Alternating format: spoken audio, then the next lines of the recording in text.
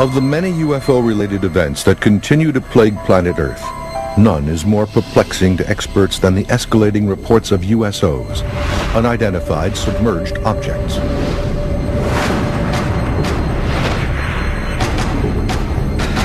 USO sightings continue all around the world to this very day.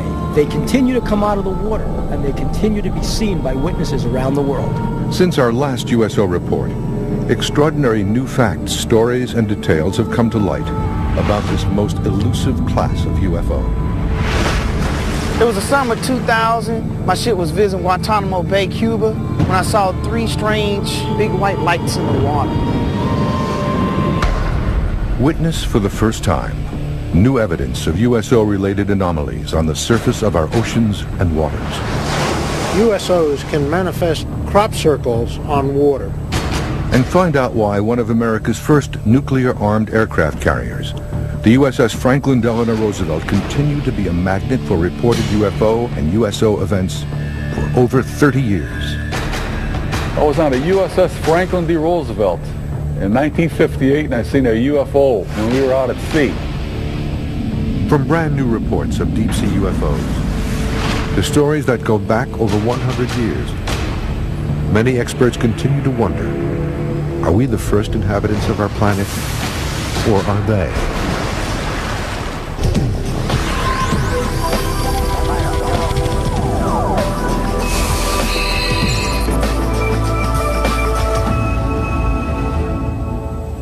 In early 2006, after viewing the History Channel's broadcast of deep-sea UFOs, 36-year-old U.S. Navy Chief Petty Officer Charles Howard was just one person to contact the network with stories and accounts of unusual, frightening, and terrifying unidentified objects in our waters. Petty Officer Howard, a 17-year veteran of the Navy, tells his story of a possible USO encounter for the first time. The History Channel was broadcasting a show about UFOs and USOs. I never heard of USOs. I thought that was very interesting because I had an experience. I never shared it with anybody, but I thought it was pretty interesting. In the summer of 2000, Howard's ship, the USS Thorn, was docked off Guantanamo Bay, Cuba, after routine maneuvers. It was kind of late, 10 o'clock, so it was coming back to the ship. I'm walking down the pier. I was pretty tired, so I wanted to get back before everybody, so I get back and get some sleep. And the pier was pretty long. I was about 30 paces ahead of everybody. I saw like this glowing white light out of the corner of my eye. I was walking, I kind of looked to the side, and it was glowing under the water.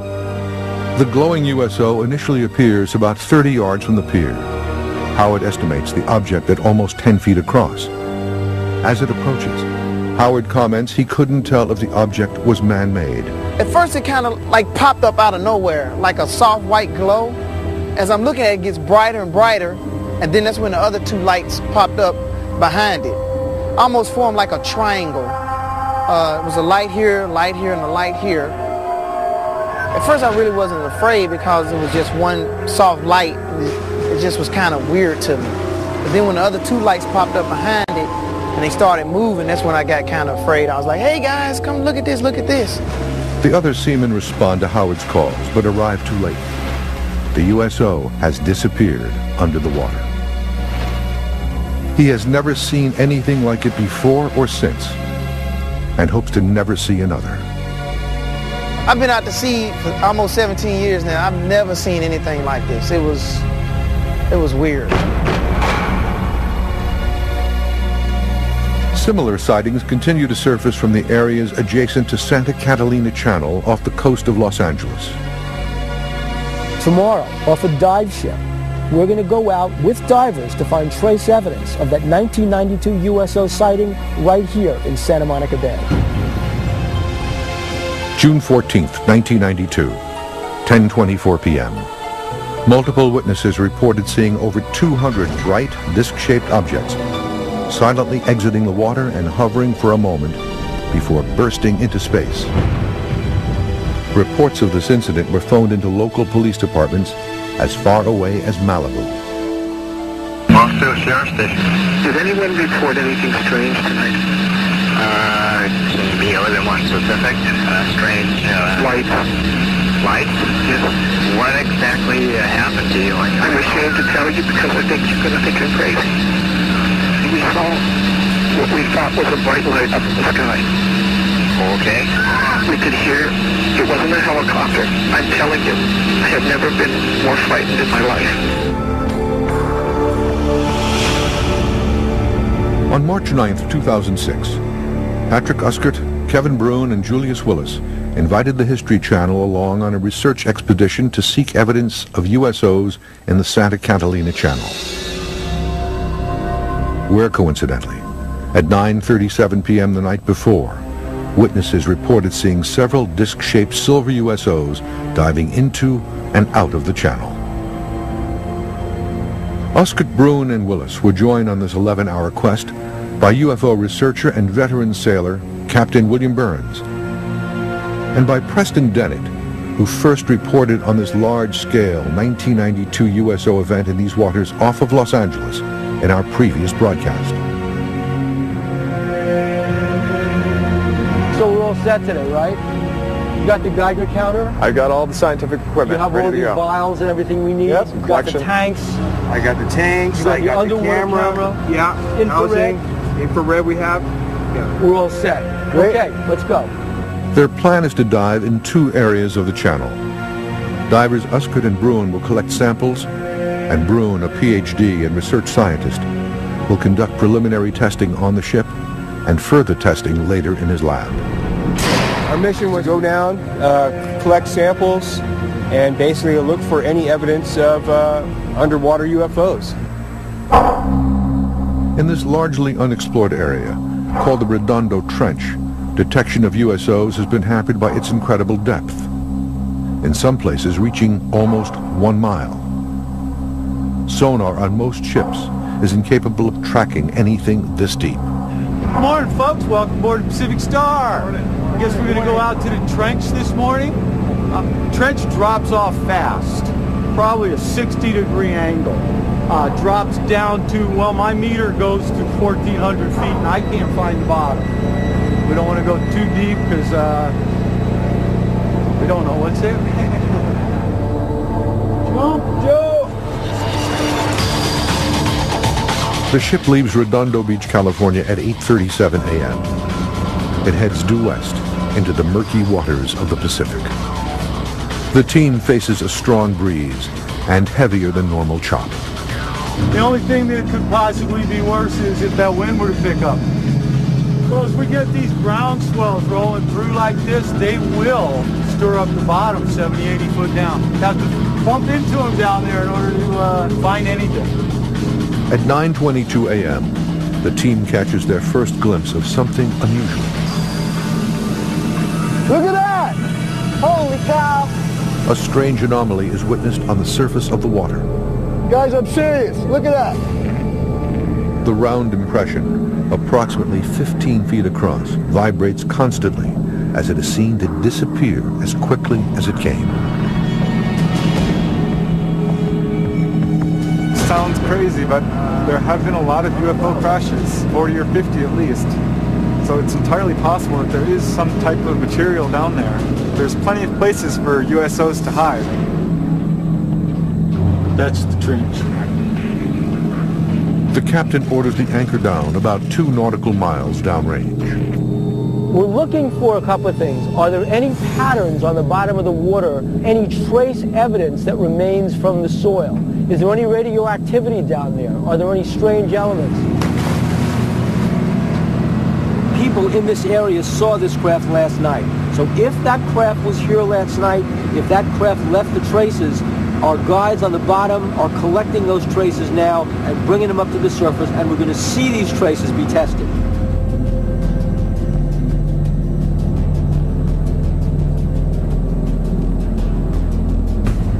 What's the visibility like down there? Very well, like 5 to 10 feet. Yeah, 5 to 10 feet.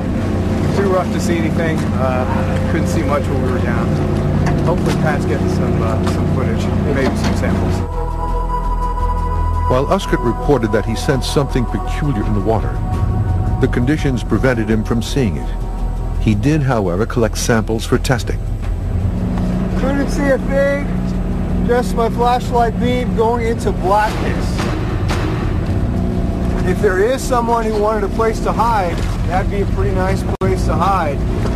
Nice and dark, nice and deep. I didn't feel like I belonged there. I didn't feel like I was supposed to be there. Due to poor visibility at this location, the team moves 4 miles downrange, even further into the channel. We're going to head out to another spot where, again, if you were trying to camouflage yourself, you're probably sitting right here in the best place to be camouflaged. With underwater visibility of less than 15 feet at the first location, the divers prep a more sensitive camera to record evidence in this deeper area. Here's your camera. I already got it in the housing. Okay. I've set it up so it's especially sensitive to low light. If there's anything down there, you're going to see it.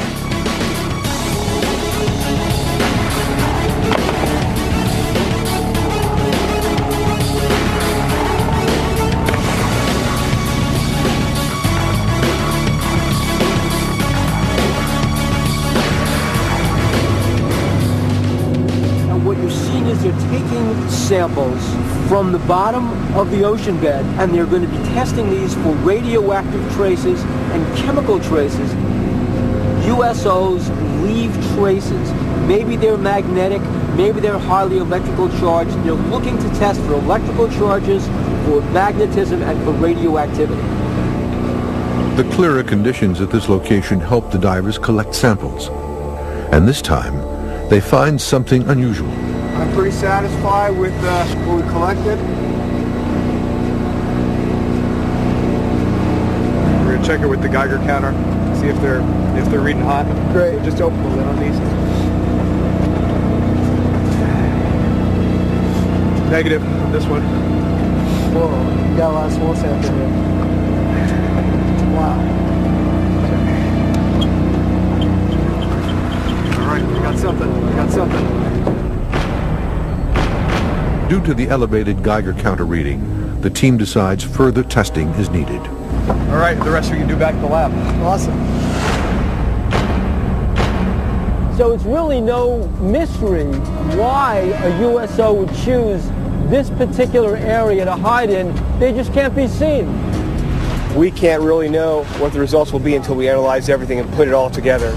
But it's all part of the process. What we try to do is test our hypotheses by setting up very controlled experiments, trying to eliminate variables. And out here, it's very difficult to eliminate all these variables that we deal with. So we're kind of on the level of just observing. And if anything comes up strange or worthy of continuing investigation, then we'll certainly be back out here, I think. Kevin will probably agree with me here, right? There's a good probability that they're down there. If you're going to find anything, you got to look.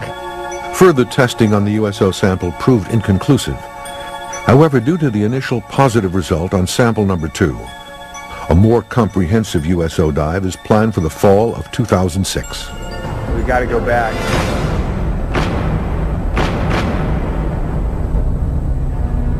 Coming up, we'll open the secret files of one of America's first nuclear-armed aircraft carriers, the USS Franklin D. Roosevelt, to uncover why she continues to be at the heart of the worldwide USO controversy.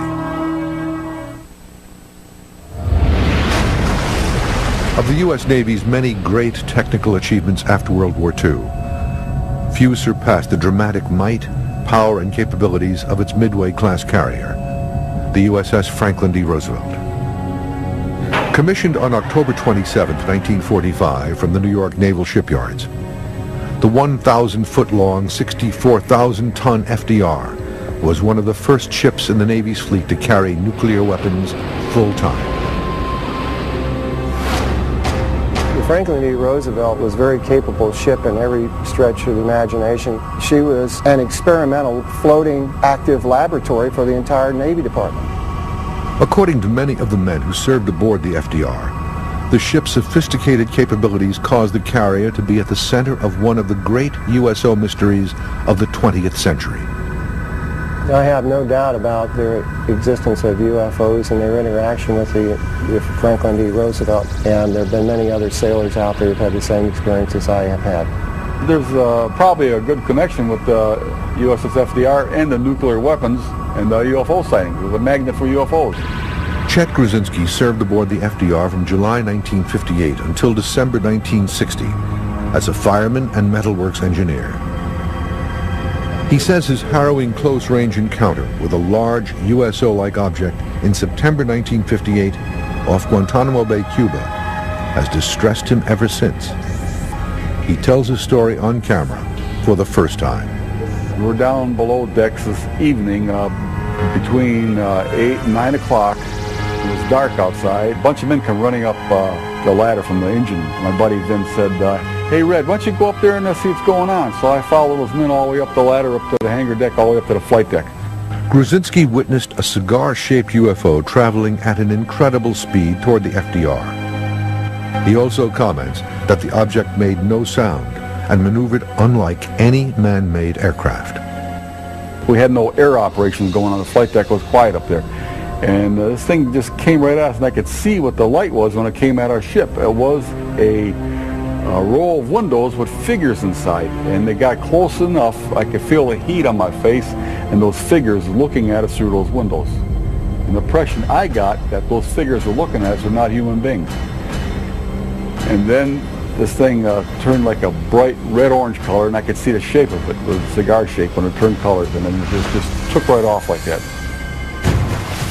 Gruszinski further reports that this bright USO-like craft rose from the water and remained relatively silent over this 45-second event before flying away. Approximately 25 of the shipmates reportedly witnessed this event as well. Most, he says, were quickly transferred off the FDR. Even more curious, he alleges that within hours, the ship's logbook was altered. When I got the deck log, a lot of things were blackened out on the logbooks. There's nothing in there. And the witness was trashing off the ship, and they probably, I imagine they must have had to sign some papers to say something about it, but I never had to sign anything like that, maybe because I didn't say that much about it, you know. After almost 50 years, his search for answers about what really happened that night continues. I'm still trying to find these men on the flight deck. I didn't have to sign the papers. I wasn't transferred off the ship. I got a lot of whys. What happened? Why? That's what it is. That's why I've been spending all these years of research on it. But Gruszinski is not alone in his belief that he witnessed a UFO while serving aboard the FDR. A second FDR veteran, Harry Jordan, served aboard the FDR from 1962 until 1965 as Seaman First Class. His rating as a radar operator put him in charge of one of the world's most advanced and sensitive radar systems. She also had the capability of jamming rockets, intercontinental ballistic missiles, and even break through some of the countermeasures being put upon us by Soviet bloc countries. While on duty in 1963, Jordan says he became part of another significant USO event aboard the ship that has remained secret until now. And the Roosevelt definitely attracted UFOs because of all of the technical equipment and all of the armaments that she had, and also nuclear weapons. Jordan agreed to tell his mysterious and alarming story of possible USO contact for the first time. I do remember the incident and the details of it because it just stays with you when you've gone through this. October 2nd, 1963, off the coast of Sardinia, approximately 2 a.m. Jordan stands watch over his radar monitor. All is normal on this unusually warm fall night. Suddenly and without warning, he says, a contact abruptly appears on his screen, an object 600 miles downrange at an altitude almost impossible for conventional aircraft to reach at the time, 80,000 feet. The first blip came on at the beginning of about 2.5 hours into the watch. It was 600 miles from the ship at 80,000 feet. Then it came into 300 miles at about 35,000 feet, and then it came into about 10 miles at 10 to 15,000 feet from the ship off our port side. I reported it to the watch commander at the time, and he came over, went through the same process and confirmed it, and reported it to the officer of the deck on the bridge. Then the officer of the deck on the bridge woke up the captain after this contact started to move. An object on Jordan's screen begins moving at a speed and on a course that, he believes, would have crushed any man-made aircraft. This thing was covering 10 miles in just a few seconds, and it was traveling about 4,000 miles an hour. It was making right-angled turns, and it was almost like a Z pattern if you took about 4 Z's and lined it across your scope. So I could tell that she was going pretty fast, and then so when she stops, they didn't have any heat signature. Okay, this is highly unusual. After Jordan makes his report, he says the FDR's captain orders the launch of a pair of Phantom II jets to analyze the situation. They went to afterburners and then launched one right after the other. They left the Rosie and headed up on a course of about 012. So then I thought immediately that there might be something new going on here because that wasn't following protocol as far as normal ship operations that I was used to. The Phantom jets, now about 20 miles downrange, still see contact with the object. Jordan reports that the blip on his radar screen continues to dive close to the USS FDR before it disappears in a literal flash. It's being recorded on the view board up on the right-hand side in CIC, and then the contact winked out about 20-30 seconds after and I could hear one of the pilots say, "What the?" That's all I heard. Moments later, he says, as quickly as it disappeared, the target returns, but now it's bigger and closer. The Phantom II's landed, and then it winked back on again off the port side of the ship, and someone yelled out in CIC, you know, "What the hell is that?" And I bet you had 15 people out there with binoculars looking. 2:32 a.m. In full view of the FDR's crew, the USO reportedly hovers for a moment, several hundred feet from the ship, before disappearing. I saw the Z pattern and it stopped. It winked out and then it was gone. I know what the fingerprints are of the electronics on Soviet aircraft, Korean aircraft, Chinese, MiGs, you name it. If it had been a meteor, it would have burned up in the atmosphere, and I have seen meteors streak across the scope, but it only happens in about 2 or 3 seconds. I mean, it's gone. 2:36 a.m. Jordan records the event in his logbook as a UFO incident. Seconds later, he says his commanding officer bursts in. "Jordan, what did you put in your log?" And I had UFO in there, and I had the contact number at the time. I held it up in front of the commander, and he says, "You can take that out." My commander acknowledged to me in not so many terms that, "Yeah, Jordan, that's what it was, but no, Jordan, nobody else is to know." Period. I had too much respect for him in the Navy to say anything about it for over 20 years. This was an historical moment for the United States Navy, and it was left out of the logs. As astonishing as these mysterious first-hand encounters aboard the FDR might be, they are far from the only ones. During her unusually brief 32-year commission, the FDR will host at least a half-dozen similar events. The FDR seemed to have been attractive to USOs. She certainly saw a lot of them. Coming up, the 1952 NATO mission Operation Mainbrace is rocked by continuous UFO and USO reports. The lead ship, the USS FDR. Wallace Litwin took photos of the flying disc going over the USS FDR in Operation Mainbrace. I've interviewed 3 people separately who have been on the FDR where large UFOs have been seen over the ship, observing it, making its presence known, and at times interfering with what appears to be some of the electronics on the ship. The Franklin Delano Roosevelt was the first aircraft carrier to carry nuclear weapons, and UFOs seem to be drawn to anything that's nuclear related. The first instance of this occurring was in the North Sea off England on NATO operations. September 1952. NATO initiates Operation Mainbrace, the first cooperative multilateral maneuvers since the war. The FDR was part of a NATO fleet exercise off Denmark called Operation Mainbrace. The FDR and the RAF and British aircraft carriers were witnesses to one of the most incredible multiple USO sightings in history. The Ministry of Defense in the UK actually wrote it up as a USO sighting. The exercise involves 200 ships, 1,000 planes, and over 80,000 men from its member nations in the waters near Denmark. As one of the largest and most advanced ships of the time, the USS FDR leads the way. She was part of a task force that was sealing off the Russian submarine access through the North Sea into the Atlantic. Extremely important because what if there had been a USO base underneath the North Sea in that area north of Europe? We were surveilling them, they were surveilling us. September 13th, 1952. The Danish destroyer Willemoes is in the Baltic Sea north of Bornholm Island. Lieutenant Commander Schmidt-Jensen and several crew members reportedly see a luminous triangular-shaped object moving at high speeds above the water, in close proximity to the main fleet. The bluish object travels westward, then suddenly turns southeast, directly toward the FDR. Over the next week, there are several more sightings, stretching from Denmark back to the Air Operations Command bases in Scotland. September 20th, 1952, 7:30 p.m. 3 Danish officers reportedly observe a shiny, disc-shaped object rise from the water and pass over them, again headed toward the NATO fleet and the FDR.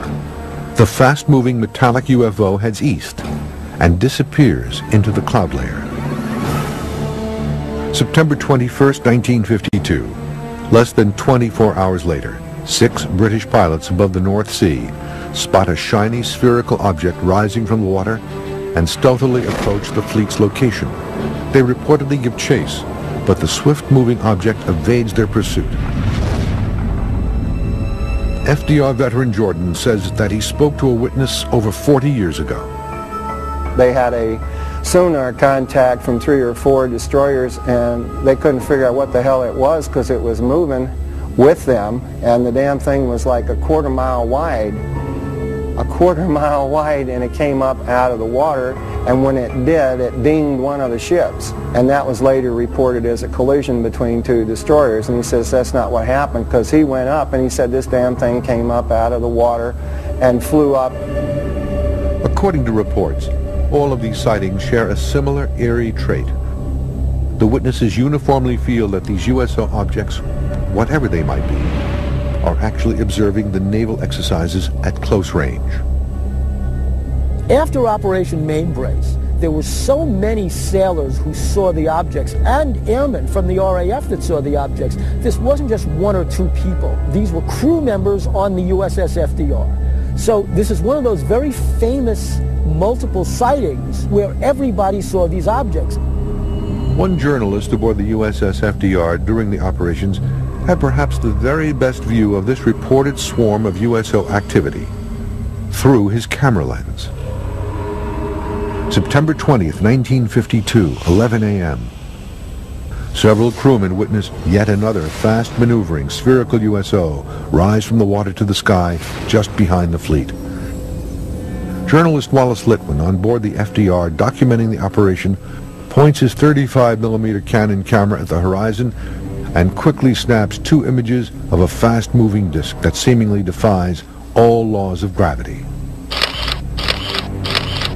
The images were believed to have been studied by the Navy, but no official report was ever filed. Wallace Litwin took photos of the flying disc going over the USS FDR in Operation Mainbrace. And I got copies of his photographs there. It shows the object going over the ship, and you see the ship's superstructure and part of a wing of an airplane. Just like a bright light going over a ship with the photos show, but they said it was like a disc light to some of the witnesses. USO sightings aboard the USS FDR during Operation Mainbrace were not exclusive to enlisted men and non-coms.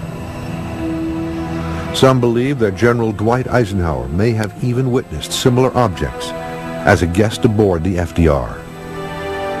I have heard reports that Eisenhower was on the FDR when one of these sightings occurred. The people who are the serious witnesses to operations and events have been afraid to come forward, both because they've been threatened, they're also afraid of being ridiculed. According to experts, many documents involving Mainbrace remain classified. However, others have been released. Is there a motive for officials to keep 50-year-old events secret? The military, in fact, the militaries of all first world nations treat these things as threats. They say the fact that they can penetrate airspace, they can go into highly secure areas, they can outfly our fastest jets. Does that mean they're hostile? Although many FDR veterans and researchers suspect that the ship's advanced capabilities may have made her a target for otherworldly attention, some wonder, could all of this reported activity actually serve as proof? I have spoken with people over the years since my Roosevelt experience and that one, and have seen the evidence firsthand. To those who have not had those experiences, you cannot know what you've yet to experience, and hopefully you'll believe that they are out there. Coming up, the architect of modern USO research, Ivan T. Sanderson's controversial discoveries and extraordinary USO cases. And later from Australia, two disc-like objects are witnessed leaving an impression on the surface of the water. Now, Ivan Sanderson, explorer, taking you into adventure. USOs in general are unidentified submerged objects. USOs have been in history for a long, long time, and an associate and friend of mine, Ivan T. Sanderson, did a study of them long ago. They are there all the time. They're in the data. They're a part of the phenomena. Even more frightening than extraterrestrials is what Ivan T. Sanderson said when he wrote the book Invisible Residents. They're not extraterrestrials. They're already here. To this day, the pioneering USO research by zoologist and former British spy Ivan T. Sanderson continues to astound and frighten experts and buffs alike. His controversial 1970 book, Invisible Residents, forever opened the world's eyes and ears to the murky realm of unidentified submerged objects. Sanderson proposes two primary theories about USOs in Invisible Residents. The first is that USOs are in fact here and have either evolved along with the Earth or have come from space and made a home in our oceans long ago. When you talk about underwater UFOs, you have to remember that 3/4 of the Earth's surface is covered with water. And UFOs are seen pretty much all over the Earth, in every country. So it's not at all surprising that they're using the oceans, because we haven't even fully explored the oceans ourselves. Sanderson's USO theories lead to a stark prospect. If over 50% of UFO reports occur on or above water, as he reports, are over 50% of these UFOs in fact USOs? You know, UFOs are not just being seen over land. Ivan T. Sanderson said that 50% of all UFOs were actually being seen over bodies of water. Do USOs mean that living underneath the surface of planet Earth is a whole civilization of creatures, entities, aliens, for whom Earth is home, just as it's home for us on the surface? And these were residents who've been here for millions of years, probably before life evolved on the surface of the planet. As evidence of his second theory, Sanderson says there are several crucial points across the Earth, together forming an unseen invisible map, triangles that he refers to as vile vortices.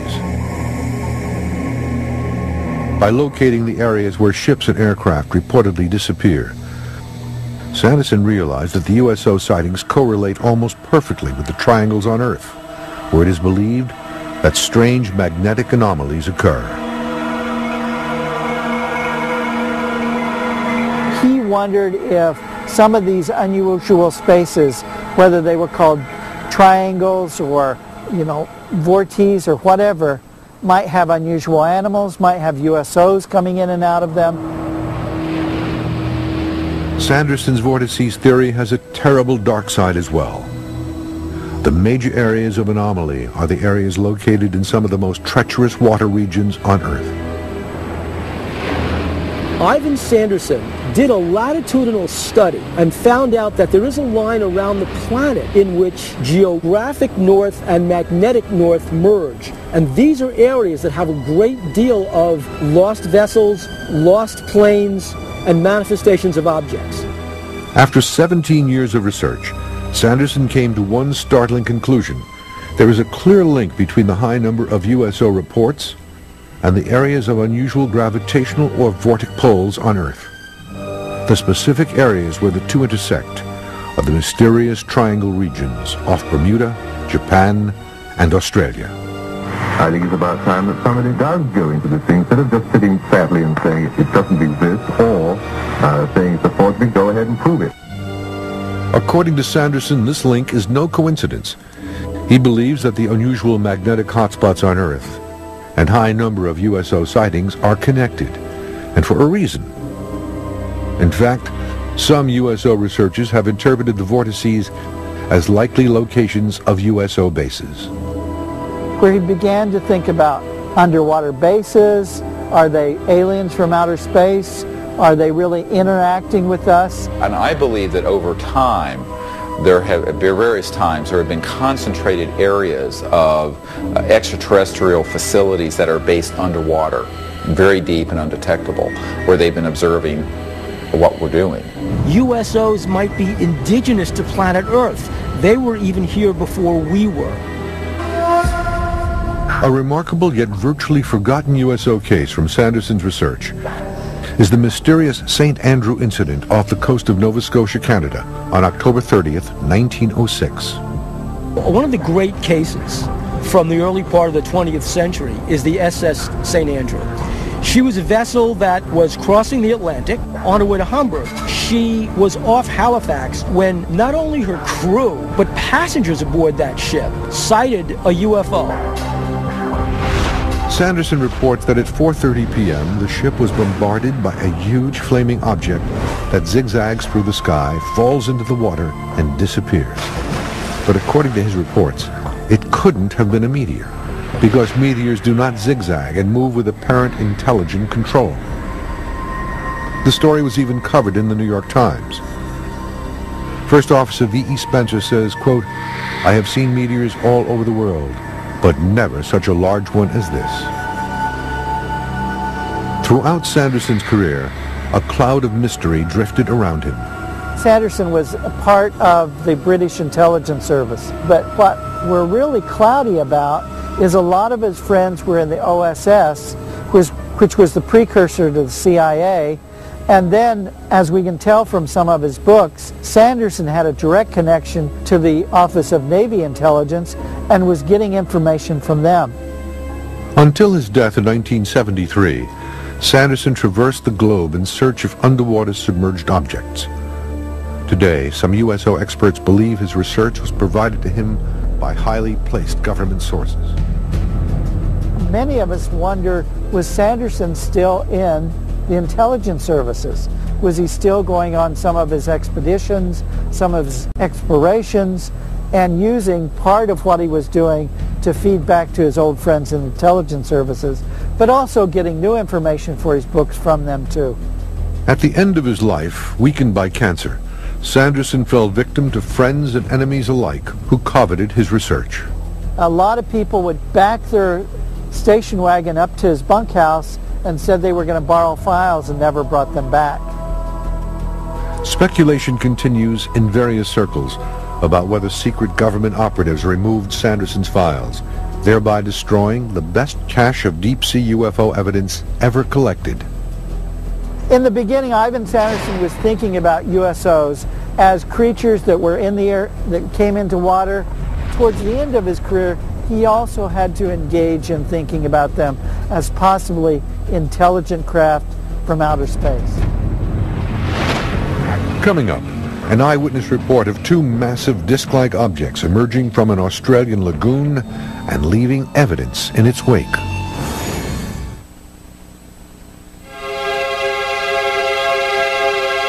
According to experts, one of the most impressive traits of USOs is their ability to affect, change, and displace the surface of the water. in much the same way that UFOs in our skies reportedly generate similar crop circles on land. An interesting aspect of USOs is the fact that they leave a physical presence on the water. USOs create the same kind of effect over water, over ice, so there's a real similarity between the physical trace evidence of a USO landing and a UFO landing on planet Earth. It's like if you took a glass and you stuck it in water, right? Well, now you have a hole on the water. To USO researchers, the most impressive and well-publicized water crop circle case is the Tully water nest case, which occurred in northern Australia in January 1966. This Tully's Nest story was one of the most publicized USO/UFO events in Australia. In fact, it had much the same kind of publicity that Roswell had here in the United States because everybody was involved, the military, the newspapers. It became a tourist attraction. People made pilgrimages to Tully's Nest to see where the USO came out of the water. Over the past decade, Australian researcher Bill Chalker has conducted the most intensive study of the Tully case. At 9 a.m.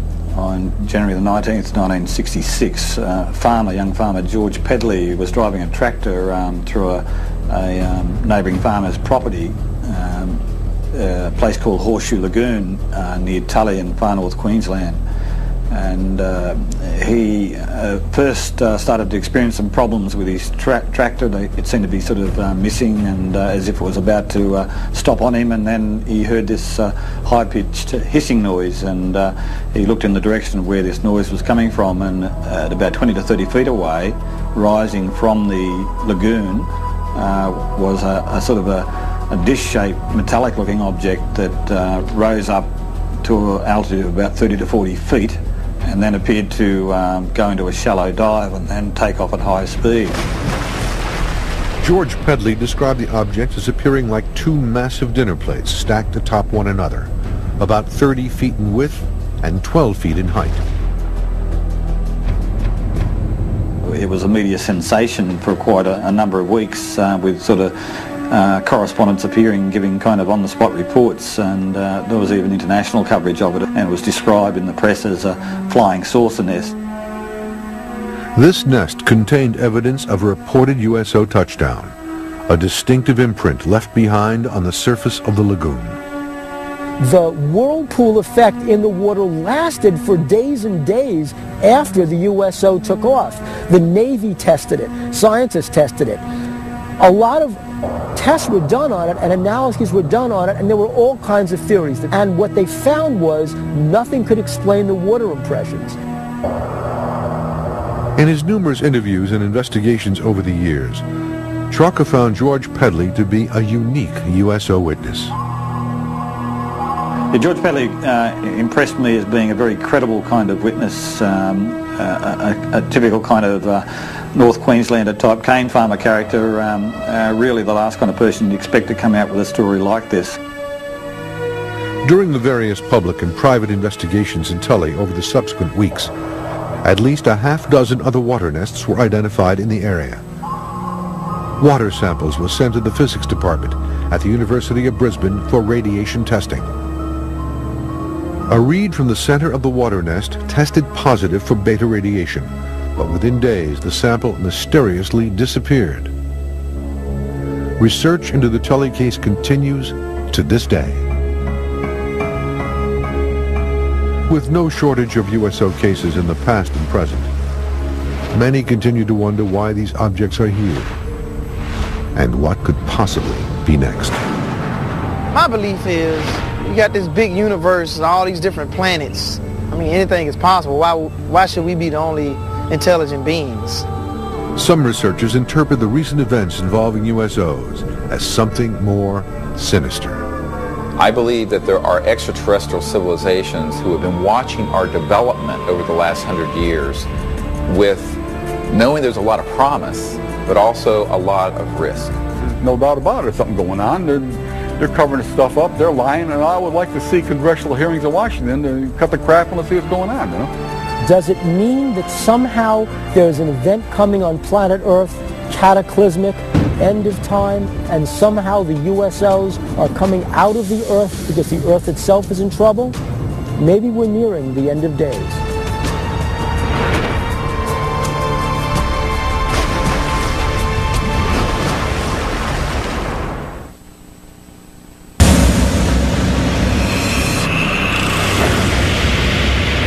I don't think this has been used for centuries. Out there is a whole lost world. An all-new series that brings to life these lost worlds premieres next on the